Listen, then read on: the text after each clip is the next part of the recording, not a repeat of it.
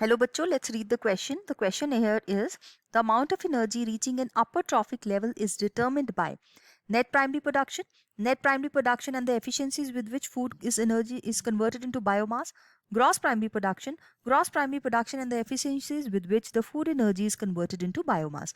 So चार options है हमारे पास, एक एक करके हम यहाँ पे की कंसेप्ट इसका देखते हैं. इस क्वेश्चन का की कंसेप्ट कुछ एस्पेक्ट ऑफ इकोसिस्टम के साथ बेस्ड है जिसको हम कहते हैं प्रोडक्शन. तो यहाँ पे हम बात करेंगे प्राइमरी प्रोडक्शन की. सो प्राइमरी प्रोडक्शन क्या होती है?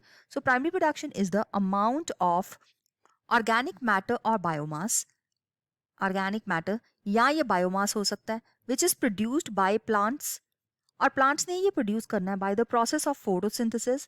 और ये प्लांट्स होने चाहिए पर यूनिट एरिया के अंदर, मतलब एक स्पेसिफिक एरिया, यूनिट एरिया और unit time. So per unit area per unit time के ये पर्टिकुलर प्लांट्स हैं जो कि फोटोसिंथेसिस की हेल्प से कुछ बायोमास की प्रोडक्शन कर रहे हैं जिसको हम प्राइमरी प्रोडक्शन कहते हैं.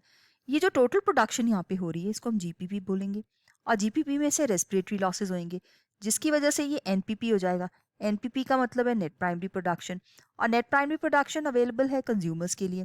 सो कंज्यूमर्स का जो सेकेंडरी लेवल है अब ये कंज्यूमर्स के लिए अवेलेबल होगी और कंज्यूमर्स इसकी हेल्प से प्रोड्यूस करेंगे सेकेंडरी प्रोडक्टिविटी. सो जितना भी amount of biomass consumers produce करते हैं प्राइमरी प्रोडक्टिविटी को यूज करके, इसको हम कहते हैं सेकेंडरी प्रोडक्टिविटी.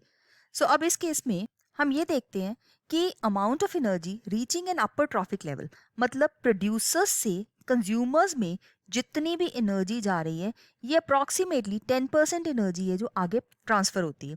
सो ये इससे डिपेंड नहीं होता कि ये एफिशिएंसीज किस वजह से फूड एनर्जी बायोमास में कन्वर्ट हो रही है, बिकॉज आगे जो एनर्जी जा रही है वो 10% एनर्जी लॉ के अकॉर्डिंगली ही जाएगी.